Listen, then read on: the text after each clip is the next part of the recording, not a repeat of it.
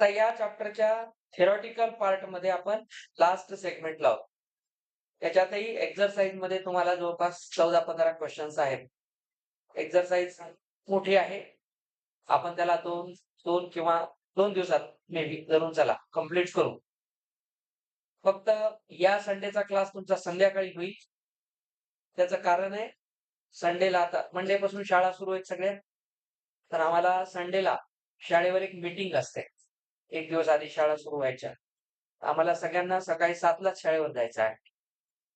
त्यामुळे मी आणि बदनापूरकर सर दोघेही नाहीत. त्याच्यामुळे आपला क्लास या संडेचा संध्याकाळी होईल. आपल्या रेग्युलर वेळेमध्ये. ठीक आहे? चला. आता आपण क्रायटेरियामध्ये बेसिकली एक आहे ट्रिपल ए क्रायटेरिया, ज्याच्यामध्ये आपण त्याला नाव देतो अँगल अँगल अँगल. म्हणजे 2 ट्रायंगल्स आपण घेतले. कधीही एक काम करायला शिका, करस्पॉन्डन्स चुकत जाऊ नका. बस एवढं लक्षात घ्या. समजा या ट्रायंगल मध्ये 60 डिग्री आहे, इथे 80 डिग्री आहे आणि इकडे 40 डिग्री आहे. 3 अँगल्स आहेत. समजा हा आपला एबीसी आणि एक दुसरा पीक्यूआर ट्रायंगल आहे. समजून घ्या मी काय बोलतोय ते. समजा इथे 60 असेल, इथे 80 असेल आणि इथे 40 असेल. तर बिलकुल घाई करायची नाही. याचं नाव एबीसी, याचं नाव पीक्यूआर असं होणार नाही. रूल लक्षात ठेवायचा, फक्त पाहायचंय करस्पॉन्डिंग अँगल्स. याच्यामध्ये आपण एक पाहत आहोत करस्पॉन्डिंग अँगल्स इन पेअर्स. तर जो अँगल ए आहे 80 डिग्री, तो मात्र अँगल क्यू ला सेम आहे. तर घाईघाईमध्ये ए ला पी सोबत नका कनेक्ट करू. मुद्दाम तुम्हाला बुक्स मध्ये असे क्वेश्चन येतील जिथे तुम्हाला साईडच्या लेंथ्स असतील किंवा अँगलचे मेजर्स असतील, हे मागे पुढे करून दिले जातात. आपल्याला एक सवय लागलेली आहे एबीसी पीक्यूआर. असं नाही, ट्रायंगलचं सिमिलॅरिटी लावत असताना त्याचा 1 to 1 करस्पॉन्डन्स नेहमी चेक करत जा.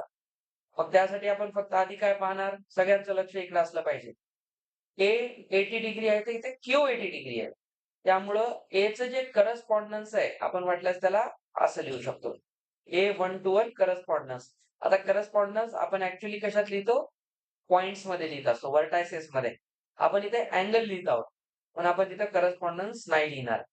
तर तो कॉन्ग्रंट होईल कोणत्या अँगलला, क्यू. Q becomes 80 degree. हे दोन्ही सेम आहेत. आता तुम्ही जर इकडून घेतला बी, तुम्ही हे नाव तुमच्या मनाने, पहिल्या ट्रायंगलचं नाव तुमच्या मनाने घेऊ शकता. त्याच्या अकॉर्डिंग आपण दुसरा ट्रायंगल जनरेट करायचा. जसं आता पी, पीचा मेजर 60 आहे. आता इथं 60 आर आहे, म्हणून याचा करस्पॉन्डन्स आर सोबत राहील. आणि त्याच पद्धतीने मग कोण राहिलं, इकडे सी आहे 40, तिकडे असेल पी 40. तर इथे तुम्ही पहा करस्पॉन्डिंग तिन्ही अँगलच्या पेअर्स कॉन्ग्रंट आहे. म्हणून आपण म्हणू शकतो, आपण इकडून घेतलेला ट्रायंगल एबीसी आहे, तर इकडे तुम्ही ट्रायंगल पीक्यूआर नाही लिहू शकत. एचा करस्पॉन्डन्स जसं आपण करस्पॉन्डन्स एबीसी सोबत जशी पेअरिंग आहे, तसंच ट्रायंगलचं नाव लिहायचं Q R P. And this is similar. And this is by triple A criteria. Triple A पण म्हणू शकता, ए टेस्ट पण म्हणू शकता. चला, आपल्या बुक मध्ये तिन्ही अँगल दिलेत, तर आपण तिन्ही मांडू. त्याच्यात तुमचं परत हे नको व्हायला. तर यातून मला टेस्ट सांगायची नव्हती. मेन गोष्ट आहे करस्पॉन्डन्स करेक्ट निवडायला शिका. कधी कधी आपल्याला साईड पाहतो आपण आणि त्यांचा रेशो काढताना करस्पॉन्डन्स चुकतं आणि मग आपल्याला वाटते की हे ट्रायंगल सिमिलर नाही, पण नीट पाहिलं तर ते असूही शकतात.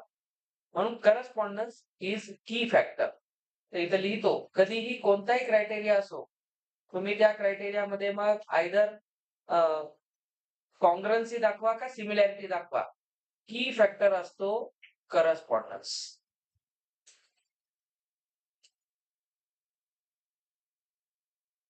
हे खूप महत्वाचं आहे. तर ही झाली तुमची ट्रिपल ए टेस्ट. या टेस्टच्या नंतर ही सेकंड टेस्ट आहे आपल्या सिलेबस मध्ये, ट्रिपल एस टेस्ट किंवा क्रायटेरिया. आता एक एस असते, एएस हे आपल्या बुक मध्ये नाहीये. आपल्याला जे आहे सध्या आपण तेवढ्याचाच विचार करू. आता तुम्ही समजून घ्या, ट्रिपल एस चा अर्थ तोच आहे. एक ट्रायंगल घेतला, दुसरा कोणताही ट्रायंगल घेतला आणि आपल्याला हे सिमिलर दाखवायचे असतील. समजा याची साईड इथं 3 आहे, इथे 7 आहे आणि समजा इथे 9 आहे. असू द्या काही पण. आपण याचं नाव जर एबीसी आणि पीक्यूआरच घेतलं, तर कधी-कधी परत तोच प्रकार होतो.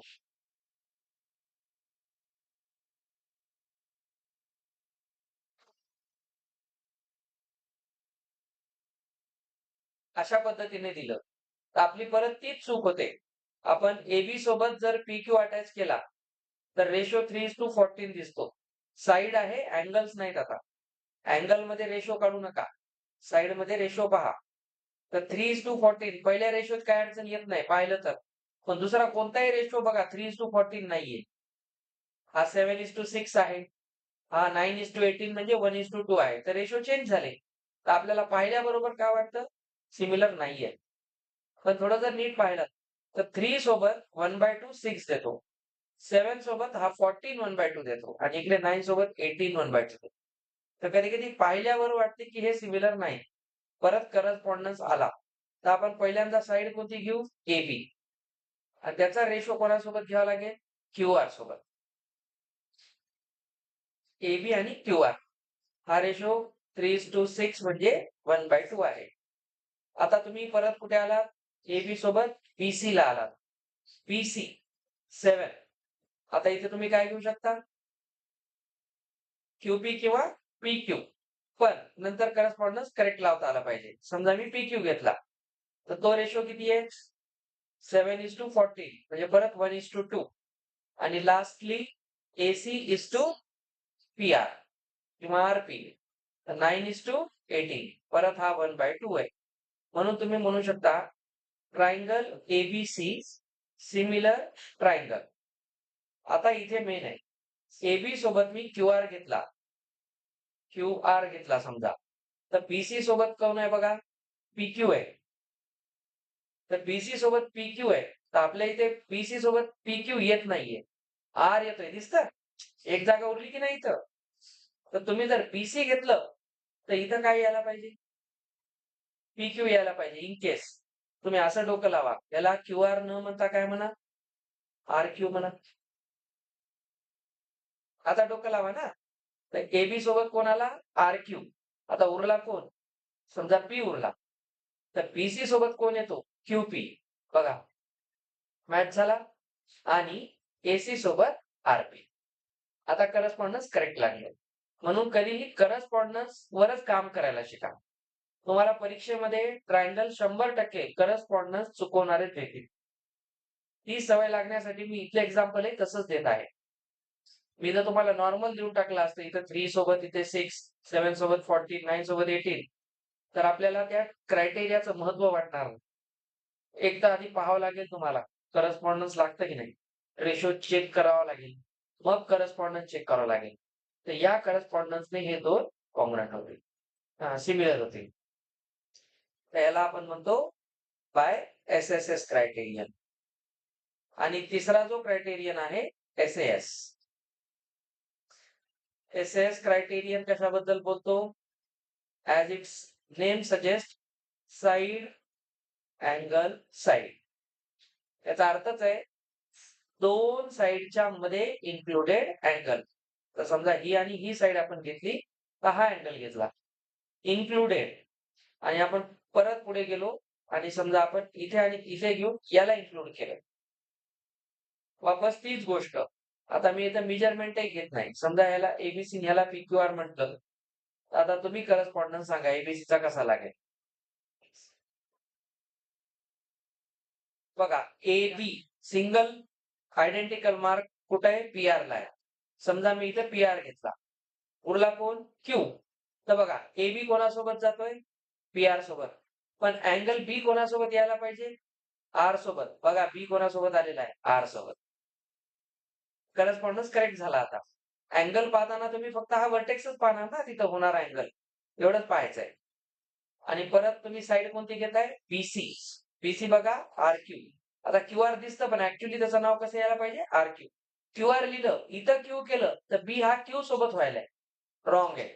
कारण बी हा क्यू सोबत नाही आर सोबत आहे. कळलं तुम्हाला? तर कधी थोडंसं काही सेकंड्स वेळ लागेल. तेवढा सेकंड तिथे तुम्ही बिलकुल डोनेट करा. नाहीतर तुमचा ट्रायंगलचा जर करस्पॉन्डन्स चुकला, तर सगळं चुकतं. का माहिती करस्पॉन्डन्समध्ये तुम्ही सिमिलर दाखवलं त्या करस्पॉन्डन्सने, की सिमिलर ट्रायंगलचे आपण 2 प्रॉपर्टीज पाहिल्या होत्या. Corresponding sides are in proportion and angles are congruent. मग तुम्हाला काय करतात प्रोपोर्शनॅलिटी लिहावी लागेल साइड्सची. मग काही साइड देतात तर काही दुसऱ्या ट्रायंगलच्या मेजर करायला लावतात. मग तुमचा जर करस्पॉन्डन्स चुकला तर रेशो चुकेल आणि रेशो चुकला तर क्रॉस प्रॉडक्ट चुकेल आणि त्यातून येणारी व्हॅल्यू पण चुकेल. म्हणून ह्याच्यात नेहमी लक्ष द्यायचं करस्पॉन्डन्सकडे. कधीही फक्त काळजी इथं तेवढीच घ्यायची. नाहीतर क्वेश्चनमध्ये काही चुका होत नाही. प्रूफ सोपे असतात, व्हॅल्यू काढायला हार्ड जात नाही. अडचण येते करस्पॉन्डन्समध्ये आणि तोच एक खड्डा आहे, जिथं ट्रायंगल चॅप्टरमध्ये मुलं मागे पडतात. तर हे म्हणून मी त्याला की फॅक्टर म्हणले. करस्पॉन्डन्स हाच मेन फॅक्टर असतो. तर इथे तुम्ही लिहू शकता 2 साइडच्या मध्ये अँगल आलेला आहे. हे करस्पॉन्डन्स आहे. मग तुम्ही लिहिणार कसं? याचा अर्थ आहे की तुम्ही सरळ लिहू शकता AB is to PR, BC is to RQ and AC is to PQ. हे बिलकुल लिहू शकता. आणि आपण याच्यामध्ये तुम्हाला आठवते तुम्ही CPCT लिहित होतात. CPCT लिहित होतात कॉन्ग्रुएंट ट्रायंगल्स मध्ये corresponding parts of congruent triangles. आता इथं सिमिलर ट्रायंगल्स आहेत. तर इथं CPCT म्हणल्यापेक्षा याच्यामध्ये 2 भाग असतील. एक तर तुम्ही त्याला CPST म्हणा किंवा परत 2 भाग असतात. तर एक आपण त्याला CPST म्हणू किंवा याच्यामध्ये 2 पार्ट्स असतात. आता करस्पॉन्डिंग पार्ट मध्ये कोण आहे? साइड्स आणि अँगल्स. तर जेव्हा आपण CP बघा करस्पॉन्डिंग पार्ट्स आहे.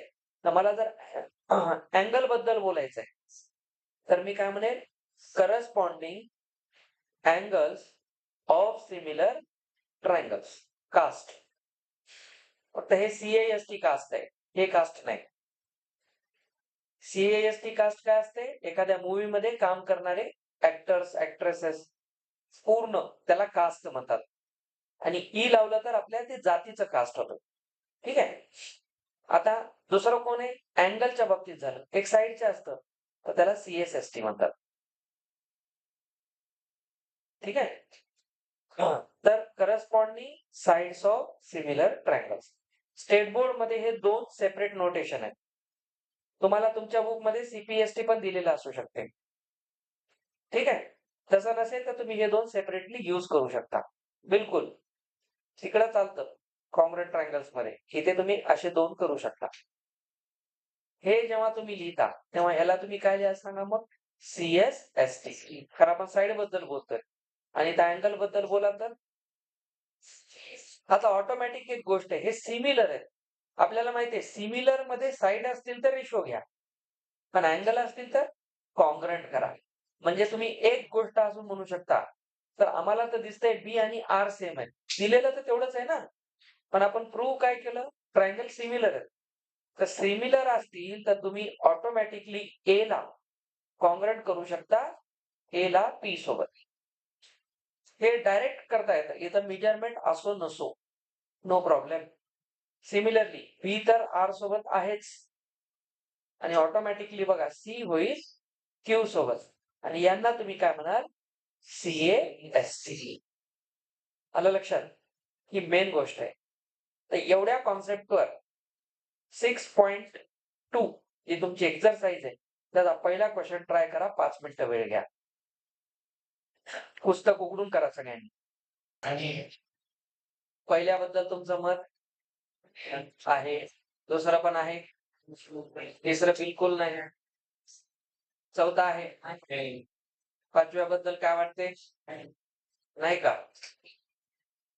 हा, याच्यामध्ये तुम्ही एक अँगल 180 न काढला आणि मग तुम्ही ए टेस्ट न त्याला दाखवलं असेल. एक फक्त ऐका, हा जो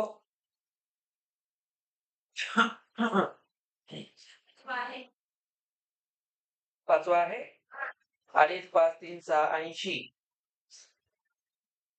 कसा आहे सांग बरं? अरे बाबा, दोन साईडच्या मध्ये कुठं अँगल आहे? मी काय म्हणलं, फसवायचे खूप सारे रस्ते आहेत. तुम्ही फक्त करस्पॉन्डन्स आणि अँगल पाहिलं. हा, हे पहा, का चुकतो आपण? फाय आणि 6 दोन साईडच्या मध्ये अँगल आहे इथे, पण इथे दोन साईड बाजूला गेले, अँगल बाजूला गेला, त्यामुळे नाही. रेशो बरोबर आहे, पण करस्पॉन्डन्स नाही लागणार त्याचं. इथं बिलकुल करतायत. इथे तुम्हाला 180 मायनस करून थर्ड अँगल काढता येतो आणि मग ए क्रायटेरियानं दाखवताय. करस्पॉन्डन्स म्हणून सांगत होतो, इम्पॉर्टंट असतो. पुढचा प्रश्न इंटरेस्टिंग आहे.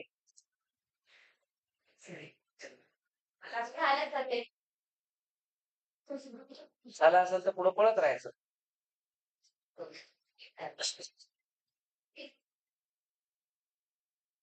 तुम्ही कराय, मी पण करतो. मी सगळे एकदाच करून दाखवतो, तुम्ही ट्राय तर करा.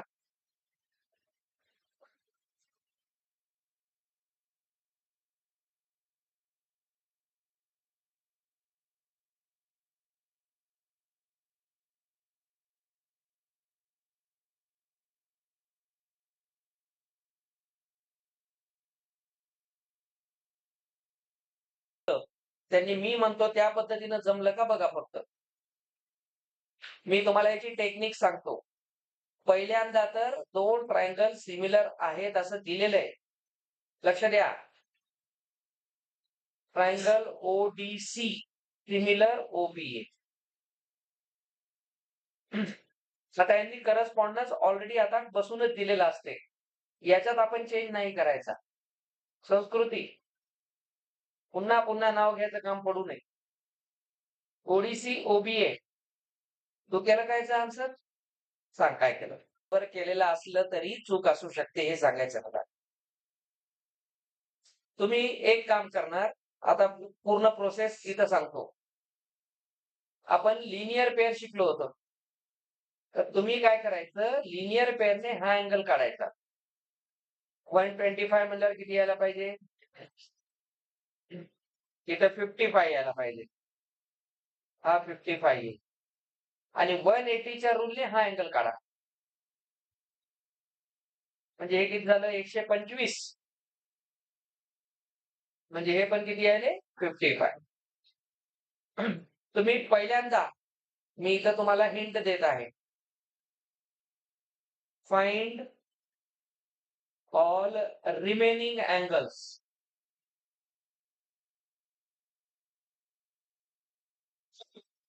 Of triangle Odissi.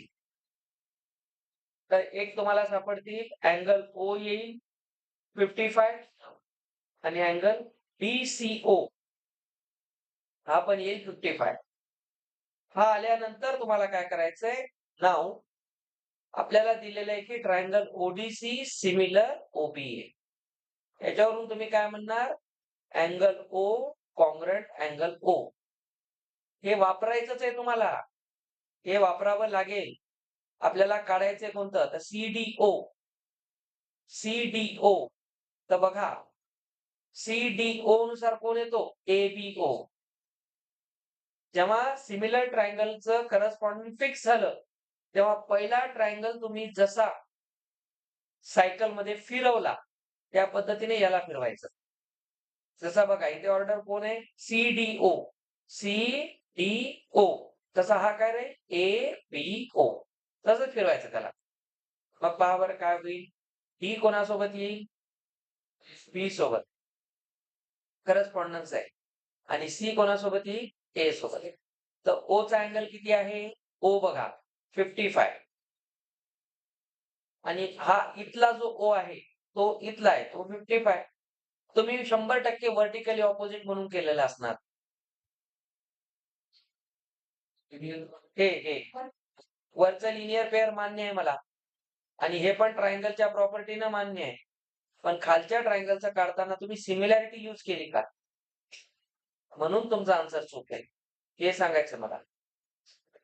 हे काय आपल्याला शो पीस म्हणून दिलेलं नाही. ऐका मी काय सांगायलो, 9th स्टँडर्डचा ट्रायंगल सुरू नाहीये, 10th स्टँडर्डचं सुरू आहे. जर क्वेश्चन मध्ये सिमिलॅरिटी दिलेली असेल तर तुम्हाला हे करस्पॉन्डन्स इथं लिहावं लागेल आणि याला नाव द्यावं लागेल मी आता म्हणल्याप्रमाणे CAST. आता तुम्ही चेक करा O चा करस्पॉन्डन्स O सोबत. पहिला O कोणत्या ट्रायंगलशी रिझेंबल करतो? ODC. तर तो 55 आहे. दुसरा O कोणाचा आहे? OAB. पण तो ऍक्च्युली OBA आहे. करस्पॉन्डन्स तसा आहे. पण इथे जर तुम्ही 55 ला 55 लिहिलं आणि तुम्ही रिझन जर व्हर्टिकली ऑपोजिट अँगल दिलं तर तुमचा मार्क तिथे रॉंग होईल. आन्सर बरोबर असून सुद्धा, कारण तुम्हाला सिमिलर ट्रायंगलचा कॉन्सेप्ट लावायचा आहे. जसं कालच्या 2 प्रश्नात होतं युजिंग बेसिक प्रोपोर्शनॅलिटी थेरम.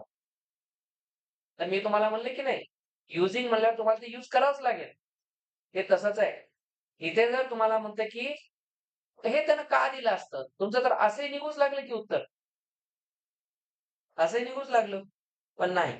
त्यांनी तुम्हाला क्लिअर सांगितलं करस्पॉन्डन्स फिक्स पाहिजे ना तुमचा. मग बघा ही किती आहे? 70. तर बी किती येईल? 70. म्हणजे हा इथं 70. आणि CA. C 55, A 55. आपल्याला विचारलाय काय? DOC. तर बघा DOC 55 आहे. DCO 55 आहे. OAB इथून 55 येतो. पण याचं रिझन हे आहे. सिमिलर ट्रायंगलने सर आम्ही मग 9th स्टँडर्डचा कॉन्सेप्ट का नाही वापरायचा?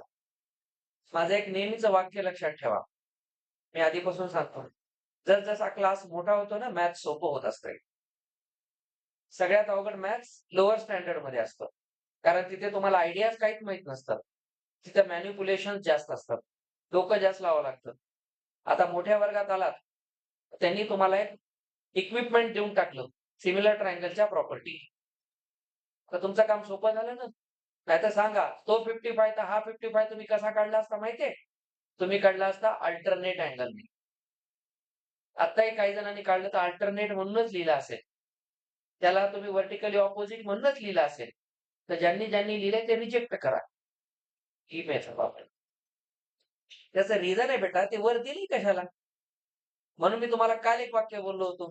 गिवन कडे लक्ष देत जा. हे जॉमेट्री आहे हा. म्हणजे हे काय कुठलं ड्रॉइंग क्लास नाहीये. जॉमेट्रीचा क्लास आहे. इथं तुम्हाला प्रोसेसवर लक्ष द्यावं लागेल. म्हणून बोर्डमध्ये तुम्ही हे मार्क जरी घ्यायचा प्रयत्न केला, पण रिझन जर तुम्ही व्हर्टिकली ऑपोजिट आणि अल्टरनेट अँगल दिलं तर तुमचा आन्सर 100% रॉंग आहे. अँगल्स मॅच होणार तुमचे, no doubt. That's a method. 2 parallel लाईनच्या मध्ये corresponding angle, alternate angle, vertically opposite सगळं येणारच आहे. पण ते यूज करायचं नाही. यूज करायचं सिमिलर ट्रायंगल. समजलं आता? तर पुढच्या प्रश्नांमध्ये ही चूक होऊ देऊ नका. म्हणून तुम्हाला हे मुद्दाम सांगितलंय. कॉशन अलर्ट आहे. लक्ष ठेवा. हा कॉशन अलर्ट आहे. लक्ष ठेवून काम करा. चला. आता शांत डोक्याने विचार करून ह्याला सॉल्व्ह करा. आता तर मस्तपैकी फिगर वगैरे सगळं तयार करूनच सॉल्व्ह करायचंय. फक्त एक छोटीशी हिंट देतो. पहा, फायनली काय विचारलंय? रेशो इक्वल दाखवायचे. तर 100% रेशो इक्वल दाखवण्याचा अर्थच आहे ट्रायंगल सिमिलर आहे. समजलं? तर कोणते 2 ट्रायंगल ते म्हणतात ते फिगर काढा, त्या सगळ्या गोष्टी. पुन्हा म्हणते बघा, युजिंग सिमिलॅरिटी क्रायटेरियन ते वापरा म्हणते. तर पुन्हा जाऊ नका 9th स्टँडर्डला. 10thचाच कॉन्सेप्ट घेऊन सॉल्व्ह करा. लक्ष द्या सगळ्यांनी. पहा आता जो पॉइंट सांगायला ना, तो तुम्हाला एक्झाम मध्ये प्रूफ देताना अँझायटी येऊ देणार नाही. ज्या वेळेस ट्रॅपेझियम मध्ये तुम्हाला 2 ट्रायंगल सिमिलर दाखवायचे असतात, गोष्टीकडे लक्ष द्या. आणि त्याच्या डायगोनल्स आपल्याला दिलेले असतील क्वेश्चन मध्ये. मी आता नाव लिहित नाही, काहीच नाही. मी फक्त तुम्हाला एक टेक्निक सांगतोय किंवा एक हिंट देतोय. तुम्हाला काही काही फिगर्स नेहमी पाहायला भेटतील एक्झाम मध्ये. एक ही फिगर, दुसरी एक फिगर असते तुम्हाला ट्रायंगल देऊन असा एक ट्रायंगल करायला. हे एक देतील. अशा टाईपच्या जर फिगर दिसल्या तर तुमच्या डोक्यातून एक शंका दूर करून टाका. सर आम्ही कोणता क्रायटेरियन लावावा? तर बेस्ट ऑप्शन सांगतो. जेव्हा जेव्हा ट्रॅपेझियम असतं, ट्रॅपेझियम मध्ये नेहमी लावायचा ए क्रायटेरियन. नेहमी. ठीक आहे? आणि याच्यामध्ये तुम्ही नेहमी कोणता लावू शकता? बघा, याच्यामध्ये हा जो अँगल असतो, हा स्वतःशी कॉन्ग्रुएंट असतो. तुम्ही 2 ट्रायंगल घ्याल की नाही? हा एक अपर ट्रायंगल घ्याल बघा. आणि एक मी दाखवतो रेड कलर मधला मोठा ट्रायंगल. तर याला याच्याशी सिमिलर दाखवायचंय. तर बघा, एक कॉमन अँगल येतो आणि या पॅरलल लाईन देतात. तर एक येतो करस्पॉन्डिंग अँगल. पॅरलल लाईन्स मधला. आणि इथून येतो हा करस्पॉन्डिंग अँगल. तर तुम्ही याला पण कशाने दाखवू शकता? ने दाखवू शकता. तर ट्रॅपेझियम आणि असा ट्रायंगल आला तर नेहमी ए टेस्ट लावत जा. म्हणजे तुमच्या डोक्यात फिक्स राहू द्या की आपल्याला सिमिलर दाखवायचं तर ए टेस्ट. मग याला दाखवणार कसं? तर वापस तीच गोष्ट आहे बघा. तुम्ही एक वरचा ट्रायंगल घ्याल आणि एक खालचा ट्रायंगल घ्याल. करस्पॉन्डन्स कसा लावता? That's your skill. ते मी सांगतो, त्याची पण आयडिया सांगतो. आता मी ते रिझर्व ठेवले उद्यासाठी. फक्त हे जे 2 ट्रायंगल घेतात, त्याच्यात बघा एक असा अल्टरनेट अँगल दिसतो झेड.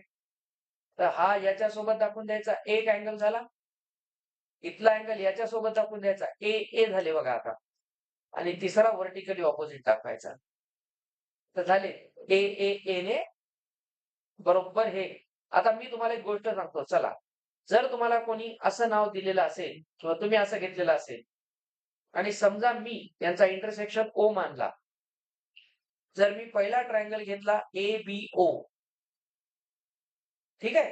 पहिला जर असा घेतला, तर मला दुसरा ट्रायंगल निवडता आला पाहिजे.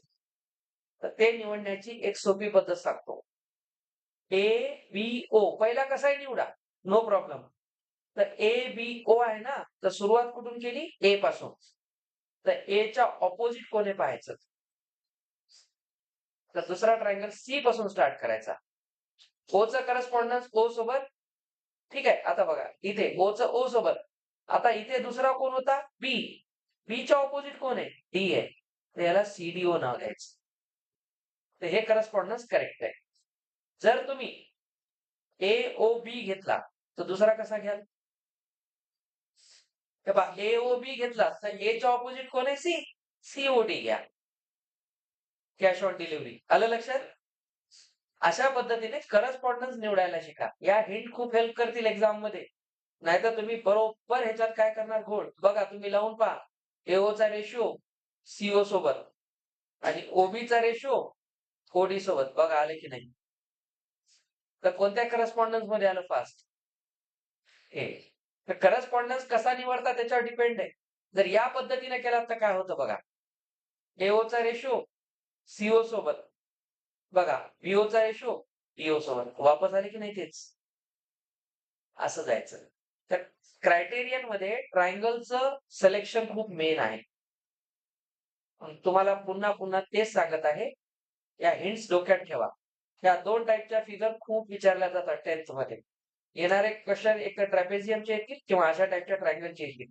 तर बेस्ट ऑप्शन असतो क्रायटेरियनने सॉल्व्ह करायचं. चल समजलं?